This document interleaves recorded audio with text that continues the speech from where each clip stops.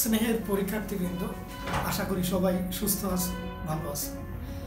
তো তোমাদের আর দু একদিনের মধ্যেই ফিজিক্স ফার্স্ট পার্টের পরীক্ষা। সব মনে হয় এই সুস্থতার মধ্যেও তোমাদের কিছু টেনশন কাজ করছে ভিতরে, যে এই টেনশন কাজ করা খুবই স্বাভাবিক। পৃথিবীতে যত তুমি প্রতিষ্ঠিত মানুষ দেখেছো, সবাই এই পরীক্ষা বিষয়টাকে কম বেশি টেনশন হিসাবেই দেখত। তো তোমাদেরও চিন্তার কোনো কারণ নেই, যাতে তুমি তোমার টেনশন একটু কমে যায়, তুমি যাতে ভালো করতে পারো পরীক্ষায়, সেই বিষয়ে দু একটা কথা তোমাদের সাথে বলবো। দেখো যে তোমাদের পদার্থবিজ্ঞান ফার্স্ট পার্টে 10টা চ্যাপ্টার, তার মধ্যে তুমি একটা থেকে নিশ্চিত যে ওখান থেকে কোনো নেগেটিভ কোশ্চেন আসবে, সেটা হলো চ্যাপ্টার 1। বাকি 9টা চ্যাপ্টার কোশ্চেন হবে তোমার 8টা, তুমি জানো। তো 9টা চ্যাপ্টার থেকে 8টা কোশ্চেন, তাহলে তুমি 8টা চ্যাপ্টার যদি ভালো করে পড়ো, তাহলে তোমার এটা একটা অপশান থাকে, 8টার মধ্যে দিয়ে অবশ্যই 7টা কোশ্চেন আসবে। তো তুমি তোমার যদি অ্যাবিলিটি থাকে 9টা পড়া, তুমি 9টাই পড়বে ভালো করে। আবার তোমার যদি মনে করো তুমি এই ক্ষুদ্র টাইমে আর ওই 9টা ভালো করে পড়তে পারছো না, তখন তুমি সেখান থেকে 8টা সিলেক্ট করো, 8টাকে সিলেক্ট করে 8টার থেকে প্রস্তুতি নাও। তাও যদি, কারণ এই 8টা থেকে 7টা কোশ্চেন আসবে, তাও যদি তুমি না পারো, তাহলে তুমি সেখান থেকে কি করতে পারো, তুমি 7টা চ্যাপ্টার সিলেক্ট করতে পারো তোমার জন্য। 7টা চ্যাপ্টার থেকে তাহলে 6টা কোশ্চেন আসবে কমপক্ষে। তো 6টার মধ্যে দিয়ে তোমাকে 5টা কোশ্চেনের উত্তর করতে হবে। তো এভাবে তুমি মোটামুটি তুমি সিলেবাসকে তোমার মতো করে একটু সাজাতে পারো এই ক্ষুদ্র টাইম। গেল একটা কথা। আর তুমি জানো যে ফিজিক্সের সিলেবাসটা আসলে একটু বড়ই, যার কারণে একসাথে সব কিছু মাথায় রাখা একটু কঠিন কাজ। তো তুমি নিশ্চয়ই মনে দেখতে পেয়েছো যে অন্যান্য সাবজেক্টের আওতার তুলনায় ফিজিক্সের আওতাটা একটু কঠিন। ফিজিক্সের ইন্ডিভিজুয়ালি বুঝতে গেলে সবই সহজ মনে হচ্ছে, কিন্তু যখন একসাথে সবগুলো চ্যাপ্টার তোমার মাথার মধ্যে রাখতে হচ্ছে, তখনই এই সাবজেক্টটা একটু কঠিন হয়ে দাঁড়াচ্ছে।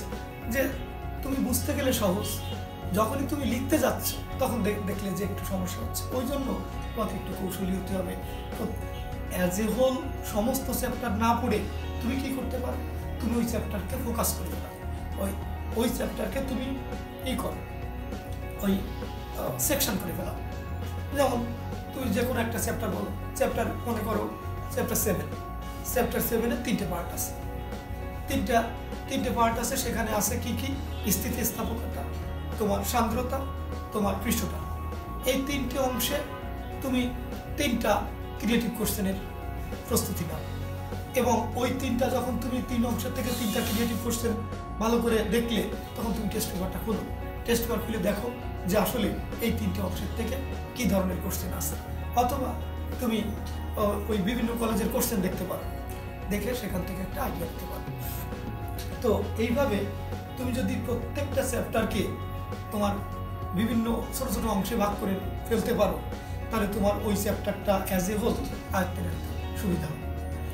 তো এছাড়া তোমার একটু আগে আমিও বলেছি যে তুমি কোর্সের মধ্যে ঢুকলে দেখতে পাবা যে প্রত্যেকটা অংশের কিছু ফর্মুলা থাকে। ওই ফর্মুলাগুলো তোমাকে ইন্ডিভিজুয়ালি সুন্দর করে করে মনে রাখতে হবে। মনে রাখলে দেখবা যে ওই চ্যাপ্টারটা যে কয়টা অংশের সমন্বয়ে গঠিত, সবগুলো অংশের ফর্মুলাগুলো তোমার আয়ত্তে চলে এসেছে। তো তুমি যখন আয়ত্তে নেবা, তখন খুব সুসজ্জিত উপায় নেবা। যেমন এক্সাম্পল হিসাবে তুমি ওই যে তোমার কম্পিউটারে যখন ফাইলগুলো তৈরি করো, তখন সেখানে কিন্তু এক একটা ফোল্ডারের নাম দিয়ে দিয়ে তুমি এক একটা তোমার তথ্য বা ইনফরমেশানগুলো তুমি সেটিং করো। তো ওই একইভাবে চ্যাপ্টারগুলো ঠিক ওইভাবে তুমি সাজিয়ে নেবা যে এই চ্যাপ্টারে 3টে অংশ, 3টে অংশের থেকে আমার এই ফর্মুলা, ওই চ্যাপ্টারে 4টে অংশ, 4টে অংশের থেকে আমার এই ফর্মুলা। পদার্থবিজ্ঞানের ফর্মুলাগুলো আয়ত্তে থাকলে তোমার 3 ভাগের 2 ভাগ টেনশন চলে গেল।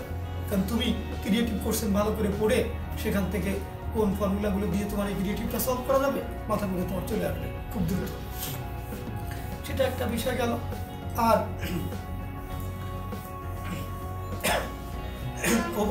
এর পরবর্তী অংশে হলো তোমার 8টা কোশ্চেন থেকে তোমার ভালো করে কোশ্চেন সিলেকশন। কোশ্চেন তুমি দেখা গেল 8টা কোশ্চেনই তোমার কমন আসতে পারে পরীক্ষায়, কমন আসতে পারে। ক্রিয়েটিভে তো কমনের কথা বলা হয় না যে তোমার জানাশোনার মধ্যে, ক্রিয়েটিভ মানেই হলো যে মুখস্থ কোশ্চেন পরীক্ষায় আসবে না আগের ট্র্যাডিশনাল সিস্টেমের মতো তোমাকে, তবে তুমি পড়লে বুঝতে পারবা যে তুমি করেছো ওই ধরনের ক্রিয়েটিভ সলভ তুমি করেছো, অর্থাৎ তোমার গ্রিফের মধ্যে ওই কোশ্চেনটা পড়েছে, তার মানে তুমি সাবলীলভাবে তার উত্তর করতে পারবা। কিন্তু ঘটনা হলো 4টে পার্ট তো ক খ গ ঘ, ওই 4টা পার্ট 4টাই তুমি পারো কিনা সেই বিষয়ে কোশ্চেন পড়ে একটু চিন্তা করে বারবার উদ্দীপকটা পড়ে কোশ্চেন দুটো পড়ে গ ঘ পড়ে তারপরে তুমি শুরু করবা ভালো করে। যে কোশ্চেনটা সব থেকে সহজ মনে হবে সেই কোশ্চেনটা তুমি আগে শুরু করে দেবা, দেখবা পরবর্তীগুলো ব্রেন আসতে একটা কোশ্চেনের উত্তর সঠিক হয়ে গেলেই তোমার মস্তিষ্ক একদম ফুল হয়ে যাবে, তোমার পরবর্তী কোশ্চেন আনসার করতে আরো কম সময় লাগবে, আরো তুমি এফিসিয়েন্সির সাথে পরবর্তী কোশ্চেন আনসার কমপ্লিট করতে পারবে। তো একটা কথা খেয়াল রাখবা যে তোমার মস্তিষ্কের দ্বারা তোমার হাত চালিত হয়, মস্তিষ্ক যদি তোমার অর্ডার না দেয় তা হাতের কলমে কিছু লিখতে পারে না।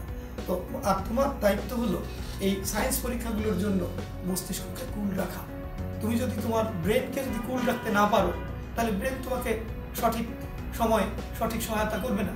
তো তার জন্য প্রথম তোমার নির্দেশনা তোমার প্রতি, তুমি অবশ্যই পরীক্ষার সায়েন্স পরীক্ষার আগের দিন রাতে খুবভাবে ঘুমাবা, মানে সে মিনিমাম 7 ঘন্টা তোমাকে ঘুমাতেই হবে।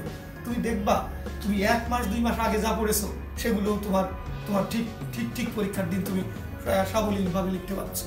কিন্তু তুমি যদি ওই দিন না ঘুমিয়ে বারবার ওই রিভিশন করতে করতে ওই অযথা কাজ করতে করতে সময় হারাও এবং ব্রেনকে উত্তপ্ত করো, তাহলে পরের দিন তুমি কিন্তু ঠিক মতো এই উত্তরগুলো করে আসতে পারবা না।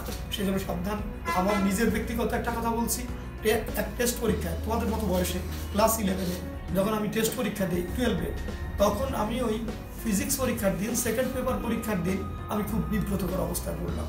যা লিখি তাই ভুল হয়, যা লিখতে চাই আমি তাই ভুল হয়, বারবার কাটতে থাকি আর মস্তিষ্ক খালি উত্তপ্ত হতেই থাকে। একটা প্রশ্ন ভুল হলে মস্তিষ্ক এক ধাপ উত্তপ্ত হয়। তোমরা এটা পরীক্ষা তোমার নিশ্চয়ই তোমাদের অভিজ্ঞতা আছে। আর একটা যদি কারেক্টলি লিখতে পারি তাহলে মস্তিষ্ক এক ধাপ কুল ডাউন হয় এবং ফ্রেশ হয়। তো ওই সময় আমি কি করলাম, সব তার থেকেই আসে, তো সৃষ্টিকর্তা থেকেই আসে। আমি ওই সময় লেখা বন্ধ করে দিলাম, বন্ধ করে দিয়ে একেবারে কুল ডাউন হয়ে মাথা হেড ডাউন করে থাকলাম এবং যতক্ষণ মস্তিষ্ক কুল না হলো ততক্ষণ আমি লেখা শুরু করি নাই। তারপরে আস্তে আস্তে আস্তে আস্তে আমি ওই ব্রেন কুল হওয়ার পরে লেখা শুরু করেছি, আমার পরের থেকে সব হয়েছে। কিন্তু ওই যে প্রথমে লস, ওই লসের জন্য আমার কিছু নাম্বার চলে গেছে, আমি সব উত্তর করতে পারি নাই। তাই বলছি যে এইরকম ভাবে কোনোভাবেই তুমি যেন তোমার পরীক্ষার আগের রাত্রে তুমি অতিরিক্ত লেখাপড়া করে মস্তিষ্ককে প্রস্তুত করবে না।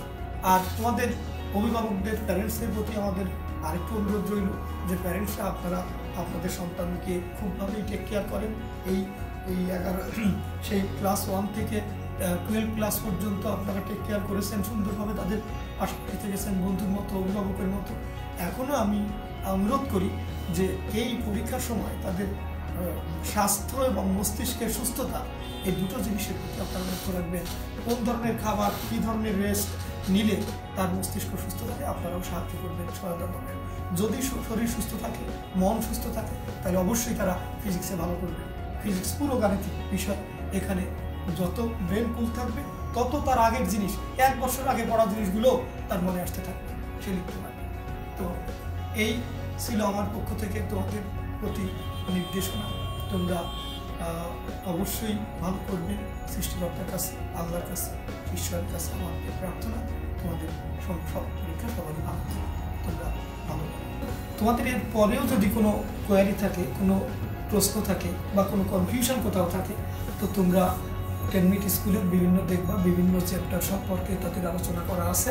বিভিন্ন সময় বিভিন্ন শিক্ষকগণ, বিভিন্ন বড় ভাইয়েরা ওরা তোমাদেরকে ভালো টিপস দিয়েছে, সেগুলো লক্ষ্য করলে তোমরা আরও উপকৃত হতে পারো। এটা তোমাদের প্রতি একটা নির্দেশনা।